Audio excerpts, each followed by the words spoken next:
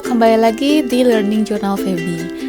Pada materi kali ini saya akan membahas tentang komitmen mutu yang telah saya pelajari dan pahami pada pembelajaran asinkronus maupun sinkronus di agenda 2 pembelajaran 2. Selamat menyaksikan. Baiklah teman-teman, kita bahas dari pembahasan pertama yaitu konsep efektivitas, efisiensi, inovasi, dan mutu. Kita mulai dari konsep yang pertama yaitu konsep efektivitas dan efisiensi. Efisiensi menunjukkan tingkat ketercapaian target yang telah direncanakan baik menyangkut jumlah maupun mutu hasil kerjanya.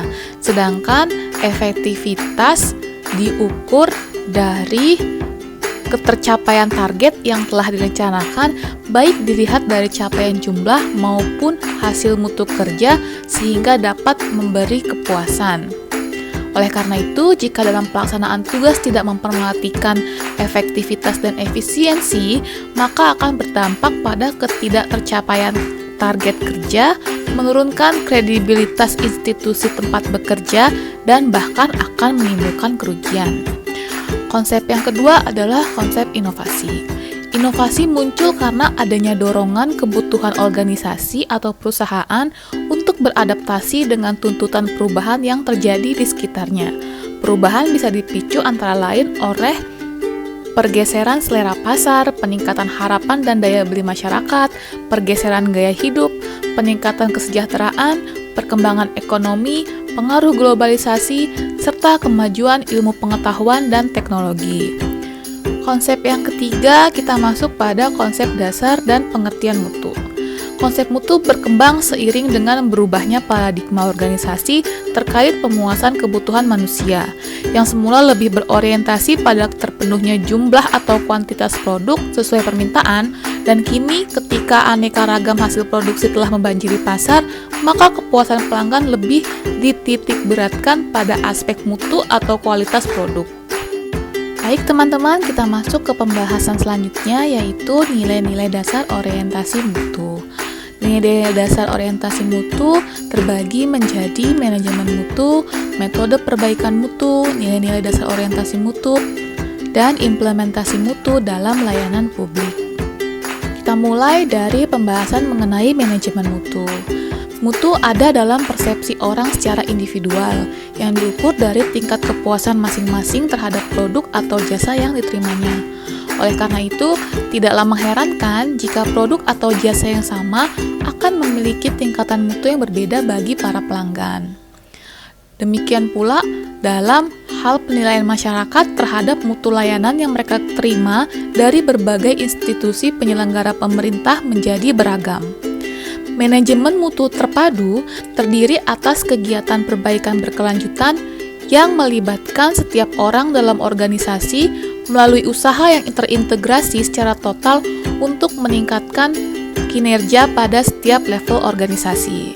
Berdasarkan definisi tersebut, dapat disimpulkan bahwa manajemen mutu harus dilaksanakan secara terintegrasi dengan melibatkan seluruh komponen organisasi untuk senantiasa melakukan perbaikan mutu agar dapat memuaskan pelanggan.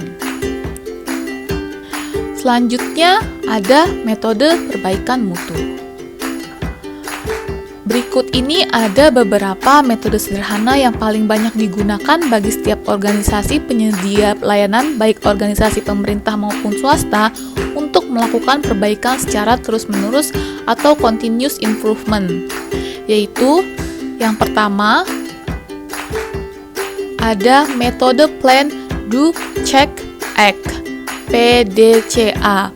Metode ini digunakan untuk membantu organisasi dalam melakukan perbaikan secara terus-menerus. Nah, metode ini terdiri dari 4 langkah. Yang pertama, plan atau perencanaan. Pada tahap ini dilakukan identifikasi berbagai masalah yang dihadapi, penyebabnya, dan solusinya. Yang kedua, do atau melaksanakan. Dalam tahap ini, rencana aksi yang sudah disusun harus dijalankan secara konsisten oleh semua orang. Yang ketiga ada cek atau pemeriksaan.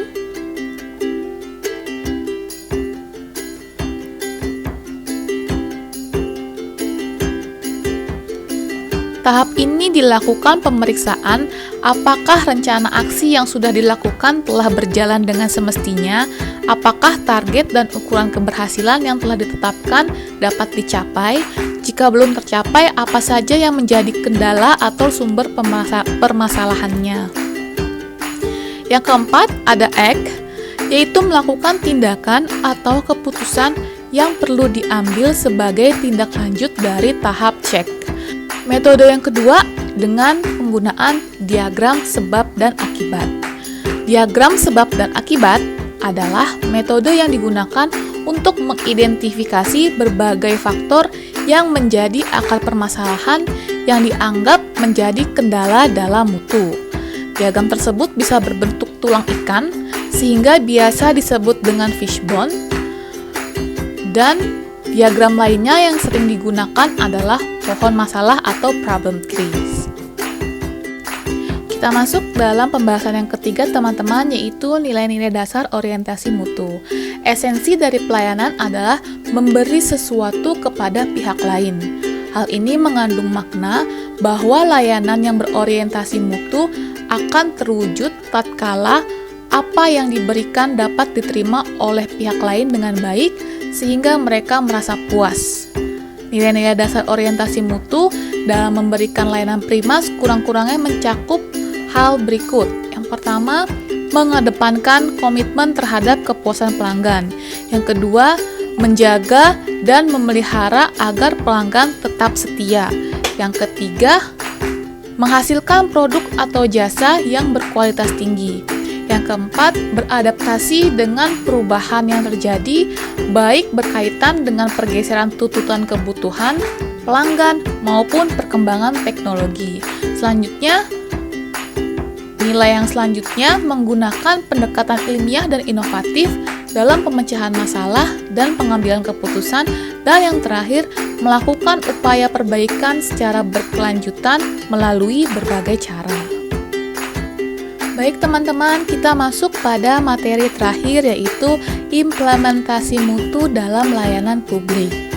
Terdapat 3 pendekatan dasar yang membuat organisasi bertanggung jawab pada pelanggannya, yaitu memberikan pilihan kepada pelanggan, mengkombinasikan strategi pelanggan dengan konsekuensi, dengan memberikan kesempatan kepada pelanggan untuk mengontrol sumber daya dan membawanya sesuai pilihan untuk memaksa penyedia layanan berkompetisi.